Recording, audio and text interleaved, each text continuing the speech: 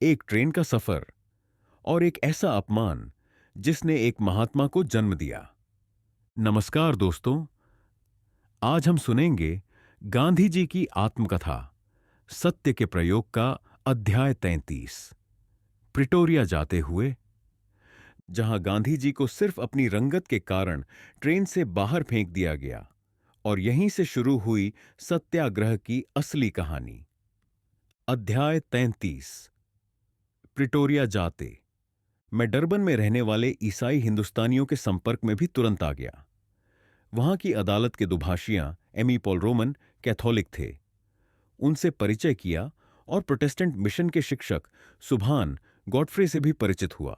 इन्हीं के पुत्र जेम्स गॉडफ्रे यहां दक्षिण अफ्रीका के भारतीय प्रतिनिधि मंडल में पिछले साल आए थे।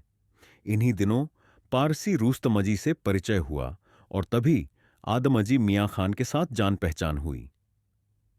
ये सब भाई अभी तक काम के सिवा एक दूसरे से मिलते न थे, लेकिन जैसा कि हम आगे चलकर देखेंगे, बाद में ये एक दूसरे के काफी नजदीक आए। मैं इस प्रकार जान पहचान कर रहा था कि इतने में फर्म के वकील की तरफ से पत्र मिला कि मुकदमे की तैयारी की जानी चाहिए और खुद अब्दुल्ला सेठ को प्रिटोरिया जाना चाहिए अथवा किसी को वहां भेजना चाहिए। अब्दुल्ला सेठ ने वह पत्र मुझे पढ़ने को दिया और पूछा, आप प्रिटोरिया जाएंगे? मैंने कहा, मुझे मामला समझाइए, तभी कुछ कह सकूंगा। अभी तो मैं नहीं जानता कि मुझे वहां क्या करना होगा। उन्होंने अपने मुनीमों से कहा कि वे मुझे मामला समझा दें। मैंने देखा कि मुझे ककहरे से शुरू करना होगा। जब मैं जंजीबार में उतरा था तो वहां की अदालत का काम देखने गया था। एक पारसी वकील किसी गवाह के बयान ले रहे थे और जमानामे के सवाल पूछ रहे थे। मैं तो जमानामे में कुछ समझता ही न था। बही खाता न तो मैंने हाई स्कूल में सीखा था और न विलायत में। मैंने देखा कि इस मामले का दार मदार बहियों पर है। जिसे बही खाते की जानकारी हो वही इस मामले को समझ और समझा सकता है। जब मुनीम नामे की बात करता तो मैं परेशान होता। मैं पी नोट का मतलब नहीं जानता था, कोश में यह शब्द मिलता न था। जब मैंने मुनीम के सामने अपना अज्ञान प्रकट किया, जब उससे पता चला कि पी नोट का मतलब प्रॉमिसरी नोट है, मैंने बही खाते की पुस्तक खरीदी और पढ़ डाली। कुछ आत्मविश्वास उत्पन्न हुआ। मामला समझ में आया। मैंने देखा कि अब्दुल्ला सेठ बही खाता लिखना नहीं जानते थे, पर उन्होंने व्यावहारिक ज्ञान इतना अधिक प्राप्त कर लिया था कि वे बही खाते की गुत्थियां फौरन सुलझा सकते थे। मैंने उनसे कहा, मैं प्रिटोरिया जाने को तैयार हूं। सेठ ने पूछा, आप कहां उतरेंगे? मैंने जवाब दिया, जहां आप कहें। तो मैं अपने वकील को लिखूंगा, वे आपके लिए ठहरने का प्रबंध करेंगे। प्रिटोरिया में मेरे मेमन दोस्त हैं, उन्हें मैं अवश्य लिखूंगा, पर उनके यहां आपका ठहरना ठीक ना होगा। वहां हमारे प्रतिपक्षी की अच्छी रसाई है। आपके नाम मेरे निजी कागज पत्र पहुंचे और उनमें से कोई उन्हें पढ़ ले तो हमारे मुकदमे को नुकसान पहुंच सकता है। उनके साथ जितना कम संबंध रहे उतना ही अच्छा है। मैंने कहा, आपके वकील जहां रखेंगे वहीं मैं रहूंगा, अथवा मैं कोई अलग घर खोज लूंगा। आप निश्चिंत रहिए, आपकी एक भी व्यक्तिगत बात बाहर न जाएगी। पर मैं मिलता जुलता तो सभी से रहूंगा। मुझे तो प्रतिपक्षी से मित्रता कर लेनी है। मुझसे बन पड़ा तो मैं इस मुकदमे को आपस में निपटाने की भी कोशिश करूंगा। आखिर तैयब सेठ आपके रिश्तेदार ही तो है ना। प्रतिपक्षी स्व तैयब हाजी खान मोहम्मद अब्दुल्ला सेठ के निकट संबंधी थे। मैंने देखा कि मेरी इस बात पर अब्दुल्ला सेठ कुछ चौंके, पर उस समय तक मुझे डरबन पहुंचे 6-7 दिन हो चुके थे। हम एक दूसरे को जानने और समझने लग गए थे। मैं अब सफेद हाथी लगभग नहीं रहा था। वे बोले, हां, यदि समझौता हो जाए तो उसके जैसी भली बात तो कोई है ही नहीं। पर हम रिश्तेदार हैं, इसीलिए एक दूसरे को अच्छी तरह पहचानते हैं। तैयब सेठ जल्दी मानने वाले नहीं हैं। हम भोलापन दिखाएं तो वे हमारे पेट की बात निकालवा लें और फिर हमको फंसा लें। इसलिए आप जो कुछ करें सो होशियार रहकर कीजिए। मैं 7वें या 8वें दिन डरबन से रवाना हुआ। मेरे लिए पहले दर्जे का टिकट कटाया गया। वहां रेल में सोने की सुविधा के लिए 5 शिलिंग का अलग टिकट कटाना होता था।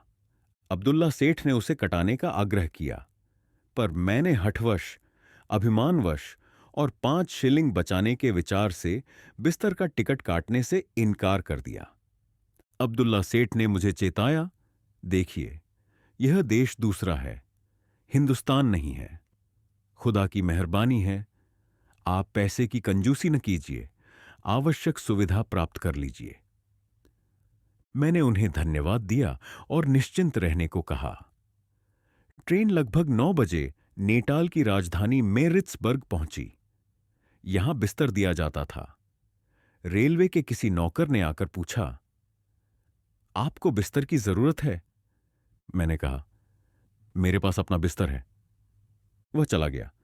इस बीच एक यात्री आया। उसने मेरी तरफ देखा। मुझे भिन्न वर्ण का पाकर वह परेशान हुआ, बाहर निकला और 1-2 अफसरों को लेकर आया। किसी ने मुझे कुछ न कहा। आखिर एक अफसर आया। उसने कहा, इधर आओ, तुम्हें आखिरी डिब्बे में जाना है। मैंने कहा, मेरे पास पहले दर्जे का टिकट है। उसने जवाब दिया, इसकी कोई बात नहीं, मैं तुमसे कहता हूं कि तुम्हें आखिरी डिब्बे में जाना है। मैं कहता हूं कि मुझे इस डिब्बे में डरबन से बैठाया गया है और मैं इसी में जाने का इरादा रखता हूं। अफसर ने कहा, यह नहीं हो सकता, तुम्हें उतरना पड़ेगा और न उतरे तो सिपाही उतारेगा। मैंने कहा, तो फिर सिपाही भले उतारे, मैं खुद तो नहीं उतरूंगा। सिपाही आया। उसने मेरा हाथ पकड़ा और मुझे धक्का देकर नीचे उतारा। मेरा सामान उतार लिया। मैंने दूसरे डिब्बे में जाने से इनकार कर दिया। ट्रेन चल दी। मैं वेटिंग रूम में बैठ गया, अपना हैंड बैग साथ में रखा, बाकी सामान को हाथ न लगाया। रेलवे वालों ने उसे कहीं रख दिया। सर्दी का मौसम था। दक्षिण अफ्रीका की सर्दी ऊंचाई वाले प्रदेशों में बहुत तेज होती है। मेरिट्सबर्ग इसी प्रदेश में था, इससे ठंड खूब लगी। मेरा ओवरकोट मेरे सामान में था, पर सामान मांगने की हिम्मत न हुई। फिर अपमान हो तो? ठंड से मैं कांपता रहा। कमरे में दिया न था। आधी रात के करीब एक यात्री आया। जान पड़ा कि वह कुछ बात करना चाहता है, पर मैं बात करने की मनःस्थिति में न था। मैंने अपने धर्म का विचार किया। या तो मुझे अपने अधिकारों के लिए लड़ना चाहिए या लौट जाना चाहिए, नहीं तो जो अपमान हो उन्हें सहकर प्रिटोरिया पहुंचना चाहिए और मुकदमा खत्म करके देश लौट जाना चाहिए। मुकदमा अधूरा छोड़कर भागना तो नामर्दी होगी। मुझे जो कष्ट सहना पड़ा है सो तो ऊपरी कष्ट है। वह गहराई तक बैठे हुए महारोग का लक्षण है। यह महारोग है रंगद्वेषा। यदि मुझमें इस गहरे रोग को मिटाने की शक्ति हो तो उस शक्ति का उपयोग मुझे करना चाहिए। ऐसा करते हुए स्वयं जो कष्ट सहने पड़े सो सब सहने चाहिए और उनका विरोध रंग द्वेष को मिटाने की दृष्टि से ही करना चाहिए। जो सब यह निश्चय करके मैंने दूसरी ट्रेन में जैसे भी हो आगे ही जाने का फैसला किया। सवेरे ही सपरे मैंने जनरल मैनेजर को शिकायत का लंबा तार भेजा। दादा अब्दुल्ला को भी खबर भेजी। अब्दुल्ला सेठ तुरंत जनरल मैनेजर से मिले।